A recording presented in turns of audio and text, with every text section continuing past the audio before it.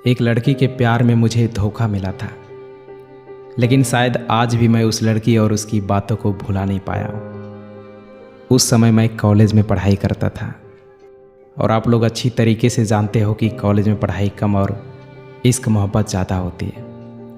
अधिकतर लड़कों की लव स्टोरी यहीं से शुरू होती है। मैं पढ़ाई में काफ़ी होशियार था, लेकिन लड़कियों के मामले में भी कम नहीं था। कॉलेज में पढ़ाई करते हुए मुझे लगभग 1 माह बीत गया था। एक दिन मेरी मुलाकात प्रीति से हुई। प्रीति भी पढ़ने में काफ़ी होशियार थी और उससे बातचीत के दौरान पता चला कि वह अपने भविष्य को लेकर बहुत चिंतित थी। मैंने प्रीति से अच्छे व्यवहार से बातचीत की थी। धीरे धीरे काफ़ी दिन गुजर गए और प्रीति भी मुझ पर बहुत विश्वास करने लग गई थी। कई दिन गुजर जाने की वजह से हम दोनों अच्छे दोस्त बन गए थे। कॉलेज के सभी लोग हम दोनों को एक दूसरे का प्रेमी सोचते थे, लेकिन हकीकत में हमारे बीच दोस्ती के अलावा कुछ था ही नहीं।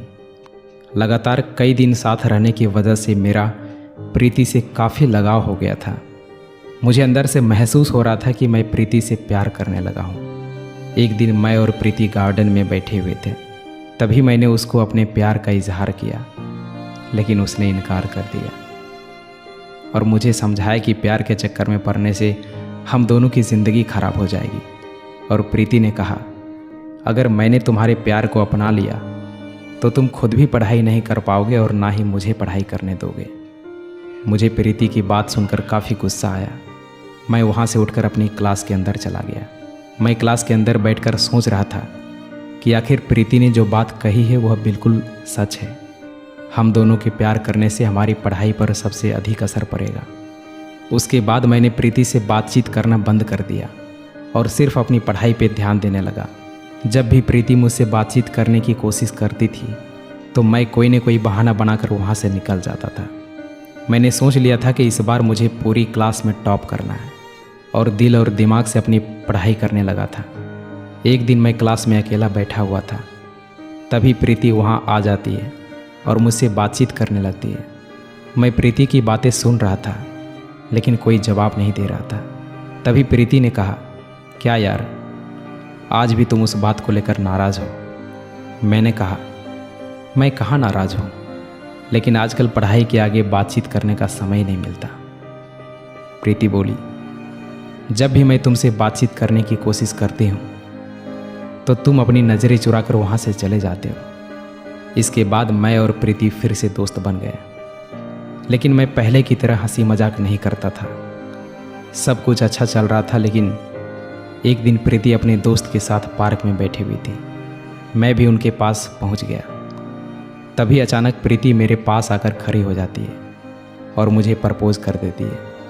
मुझे बिल्कुल भी यकीन नहीं हो रहा था कि जिस लड़की को मैंने शुरू से प्यार किया वह आज मुझे प्रपोज कर रही है।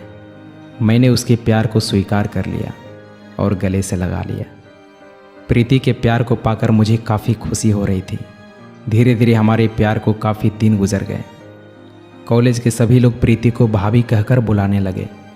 प्रीति को भाभी कहकर बुलाने की बात से वह काफ़ी नाराज़ हो जाती थी, लेकिन मैं किसी भी तरह से उसे मना लेता था। एक दिन मैंने पार्क में प्रीति का हाथ पकड़ लिया और कहा, क्या तुम मुझसे सच में प्यार करती हो? मेरी बात सुनकर वह ज़ोर ज़ोर से हंसने लगी और थोड़ी देर में प्रीति के सभी दोस्त इकट्ठा हो गए। मैंने कहा, प्रीति, पागल हो गई हो क्या? सभी लोग हम दोनों को देख रहे हैं। थोड़ी देर बाद प्रीति ने कहा, मेरा हाथ छोड़ो, मैं तुमसे कोई प्यार नहीं करती हूँ। थोड़ा सा मजाक क्या कर लिया, तुम तो सीरियस ही हो गए।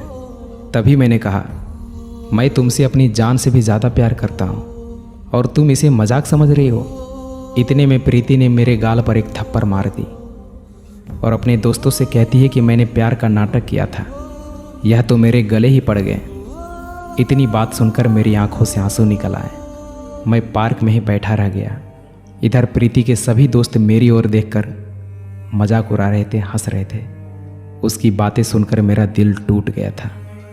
मैं फिर से खड़ा होकर प्रीति के पास गया और कहने लगा, प्रीति, इन सब से कह दो कि जो पहले बोला था वह बिल्कुल झूठ था। प्रीति बोली, मैं झूठ नहीं था, क्या तुम्हारे समझ में नहीं आता है?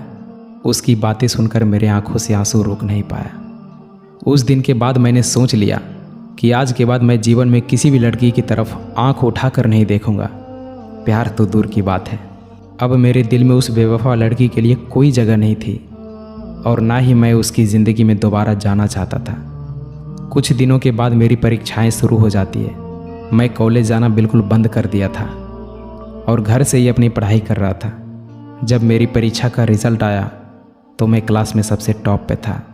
कॉलेज की छुट्टियां चल रही थी। हमारे घर के सभी सदस्य घूमने के लिए बाहर गए हुए थे, लेकिन मैंने जाने से मना कर दिया। मुझे प्यार में धोखा मिलने की वजह से मैं घर से भी बाहर नहीं निकलता था। हमेशा प्रीति की ही बातों के बारे में मैं सोचता रहता था। लगभग 3 साल के बाद कॉलेज की पढ़ाई खत्म हो जाती है और घर की जिम्मेदारी होने की वजह से जॉब करने के लिए जयपुर शहर जाना पड़ा। जैसे ही मैंने ऑफिस के अंदर प्रवेश किया तो सामने एक लड़की को देखता हूँ और जैसे ही मैं नज़दीक गया तो पता चला कि मेरे सामने प्रीति खड़ी है। मुझे बिल्कुल भी यकीन नहीं हो रहा था कि 3 साल के बाद भी मेरी मुलाकात प्रीति से होगी। प्रीति मेरी ओर देख रही थी, लेकिन मैं बिना उसकी ओर देखे अंदर केबिन में चला गया। वह मुझे पहचान चुकी थी, लेकिन उसकी बात करने की हिम्मत नहीं हो रही थी क्योंकि मैं ऑफिस में मैनेजर के पद पे था। काफ़ी देर सोचने के बाद वह मेरे केबिन में आ जाती है और मुझसे बातें करने लगती है। तभी मैं कहता हूँ, प्रीति, किस्मत का खेल देखो। मैंने कभी सोचा नहीं था कि तुमसे दोबारा मुलाकात हो पाएगी। काफ़ी देर बातचीत करने के बाद मैं किसी काम के लिए वहाँ से चला जाता हूँ। अगले दिन वापस आकर देखता हूँ तो मेरी टेबल पर एक चिट्ठी पड़ी हुई थी। मैंने उस चिट्ठी को खोलकर पढ़ा तो उसमें लिखा हुआ था, मेरे प्रिय विक्रम, मैंने कॉलेज के समय जो आपके साथ किया था वह माफ़ी के लायक नहीं है, लेकिन हो सके तो मुझे माफ़ कर देना। मैं तुमसे बहुत प्यार करती हूँ। तुम्हारे कॉलेज छोड़ने के बाद मैंने कई बार तुमसे बात करने की कोशिश की, लेकिन तुम्हारा मोबाइल स्विच ऑफ आता था। तुम्हारे जाने के बाद मुझे एहसास हुआ कि सच्चा प्यार क्या होता है। मैं तुमसे दूर रहकर कभी भी खुश नहीं रह सकती, इसलिए आप मुझे अपने जीवन का हिस्सा बना लो।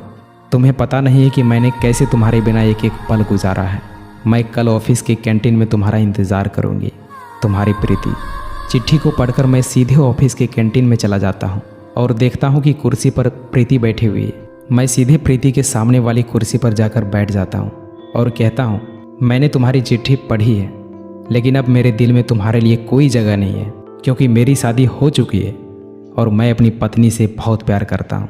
इस बात को सुनकर प्रीति की आंखों में आंसू आने लगा। फिर मैंने कहा, कल मैं यह नौकरी को छोड़कर चला जाऊँगा क्योंकि मैं अगर यहाँ रहूँगा तो तुम्हें मेरी याद सताएंगी। इतनी बातचीत करने के बाद मैं वहाँ से उठकर अपने कैबिन में चला गया। मैं बिल्कुल भी नहीं चाहता था कि जो कुछ भी मेरे साथ कॉलेज में हुआ था वह यहाँ भी हो, इसलिए मैंने उस नौकरी को छोड़ दिया। मेरा प्यार प्रीति के लिए सच्चा था। आज भी मेरे जीवन का सिर्फ एक ही असूल है, जिसने मुझे धोखा दिया उसको जीवन में कभी दूसरा मौका नहीं दिया। Thank you so much.